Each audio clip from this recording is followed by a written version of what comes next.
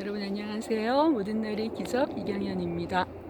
오늘도 앞산 맨발 산행 왔는데요. 오늘도 올라오면서 강의를 하나 들었는데요. 오랜만에 이왕재 교수님 강의를 들었습니다. 이왕재 교수님 강의 오늘 주제가 뭐였냐면요. 여러분, 그 코로나 바이러스 그 균이 우리 몸속에, 모든 사람들 몸속에 있을까요? 없을까요? 저도 처음 알았는데요. 우리 코 점막 안이나 목구멍 안에 항상 이 균이 있다고 합니다.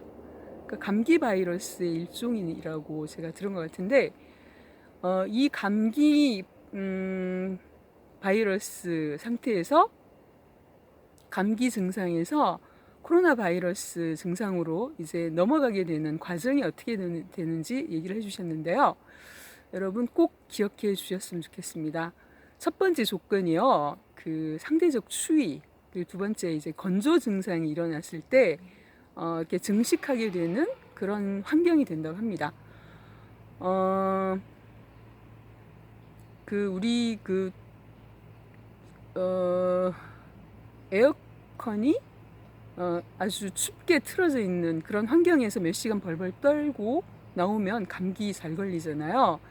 그러니까 체온을 지키는 건 굉장히 중요한 것 같아요. 암환우 분들도 저체온 상태가 되지 않도록 굉장히 신경을 쓰면서 살아야 된다는 걸 강조를 하시거든요. 왜냐하면은 저체온 상태는 암세포가 좋아하는 상태라고 합니다.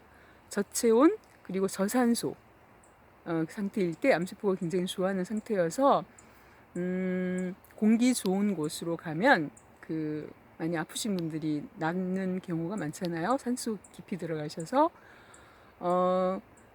이제 코로나 바이러스 증식하는 그 환경 중에 하나가 추위 그리고 그 따뜻한 물을 많이 마셔서 수시로 마셔서 호흡기 쪽이 촉촉하게 젖어 있도록 하는 게 또 굉장히 중요하다고 합니다. 건조해 있을 때에 증식하는 환경이 된다고 하니까요. 추위에 떨지 않도록 몸 늘 따뜻해 하시고 차가운 물 절대 드시지 마시고요. 따뜻한 물을 수시로 드시는 거 굉장히 중요하다고 합니다. 어느 유튜버 분께서 따뜻한 물 하루 6잔의 기적이라는 책을 리뷰하는 영상을 제가 언뜻 보고 아직 정확하게 들어보진 않았는데 제가 올라오면서 검색해 봤더니 베스트셀러로 그 책이 지금 올라 있더라고요. 네이버 들어갔더니. 그러니까 하루에 따뜻한 물 6잔만 마셔도 우리 몸의 건강을 지키는데 굉장히 중요한 조건이 되는 거죠. 대부분 그 감기나 그 약간의 열 상태에 있다가 바이러스 코로나 바이러스 중증 상태로 넘어가는 그 과정이 지금 말씀드린 이런 조건이고요. 그리고 예전 어떤 강의에서도 이왕재 교수님께서 말씀해 주셨는데 두 가지 조건을 제가 들은 기억이 나요. 하나가 뭐였냐면은 이제 그 증식을 엄청나게 해서 그 균이 코로나 바이러스가 증식을 엄청나게 하게 돼서 그 균의 수가 엄청나게 많아지면 상기도 쪽에 목구멍이나 뭐 비강 쪽에 있던 그쪽이 상기도라고 하잖아요.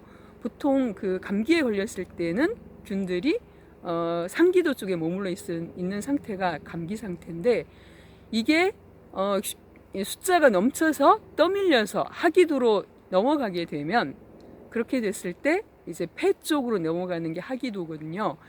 그렇게 됐을 때 이제 심각한 이제 치사율에 이르게 되는 그런 상태가 된다고 합니다. 이 균들이 그 상기도 쪽에 머물러 있을 때는 사망에 이르는 그런 경우는 없다고 해요. 그래서 그 감기로 사망하는 사람에 대한 통계는 잡혀 있지 않다고 합니다. 근데 이제 제 주변에도 양성 확진 받으셨다가 뭐 2, 3주 후에 다시 회복되시는 분들 많으시거든요. 그런 분들은 이제 균이 상기도 쪽에 머물러 있다가 이제 나으신 거죠.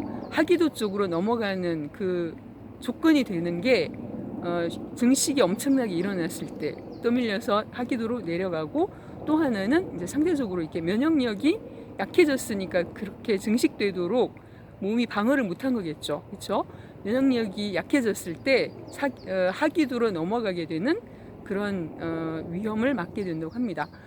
이 증식이 되는 과정이요, 그 상기도 쪽에 머물러 있던 코로나 바이러스 균이 증식되는 과정이요, 우리 몸이 아까 추위를 느꼈을 때 이제 그 증식되는 조건이 된다고 했잖아요. 추위를 느끼면 그 추위를 느끼는 그 부위에 있는 세포들이 수축을 한다고 합니다. 추위를 느끼니까 당연히 수축하겠죠. 수축을 하면 그 면역 물질, 면역 세포들이 수축한 세포들에게로 못 온대요. 그러니까 어떻게 될까요? 바이러스 균들이 아주 내 세상이다 하고 증식을 하겠죠. 그러니까 추위에 떨지 않는 거 굉장히 중요해요.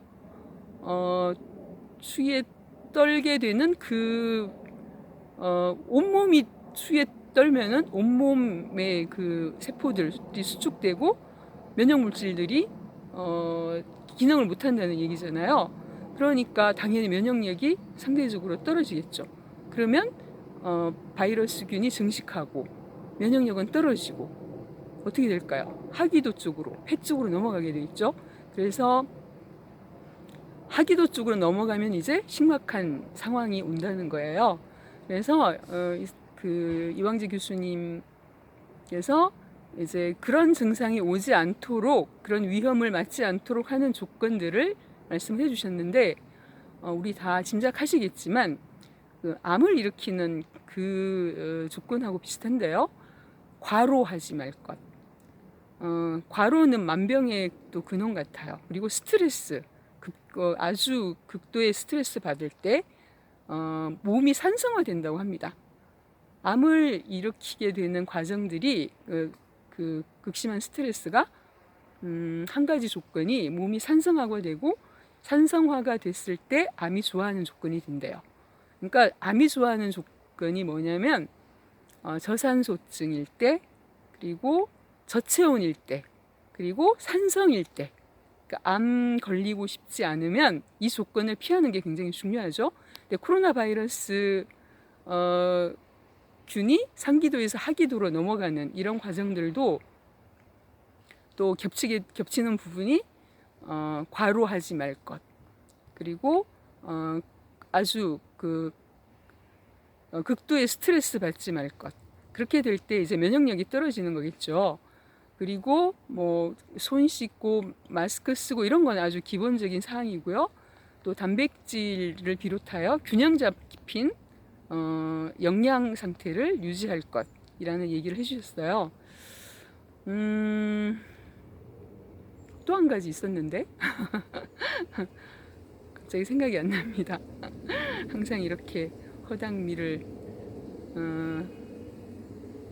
남기는데요. 제가 자막으로 넣겠습니다. 또 한 가지 있었는데 어쨌든 이 세 가지만 피해도 굉장히 그 상기도에 머물러 있던 바이러스 균이 증식하고 면역력이 떨어져서 하기도로 내려가서 폐 섬유화가 일어나는, 폐가 딱딱하게 굳는 그런 그 위험을 맞지 않게 되도록 할 수 있는 방법이 아닌가 생각합니다. 폐 섬유화가 일어나면 폐 기능을 회복하기가 굉장히 어렵다고 합니다. 그래서 이제 그 상황이 됐을 때 치사율이 높아지고 위험한 상황을 맞게 되는데요. 다시 한번 정리를 해드리면 추위나 건조, 네 번째가 그거였던 것 같아요. 따뜻한 물 많이 마셔서 건조증이 없도록, 목구멍이나 이런 기도 쪽에 그 건조 상태로 있게 되지 않도록 따뜻한 물 많이 마시고, 과로나 스트레스 피하고, 과로를 하지 않아야 되고 했더라도 무조건 푹 쉬어주고, 스트레스가 오면 스트레스를 이상구 박사님 항상 강의에서 그렇게 말씀하시는데, 스트레스 누군가 준다고 그냥 넙죽넙죽 다 그것을 받지 마시고 거절하래요. 당신은 주겠지만 나는 받지 않는다. 그게 좀 사실은 쉽진 않은데 아주 그 굳건한 마음 근육이 필요한 일이긴 한데요. 의식적으로 노력을 하면 그것도 좀 예전처럼 마구마구 휘둘리진 않게 되더라고요. 내 마음 근육으로 굳건히 그것을 의식하면서 나를 시키려는 노력을 하면 그게 또 아주 불가능한 일은 아니라고 생각을 합니다. 저는 그게 좀 되더라고요.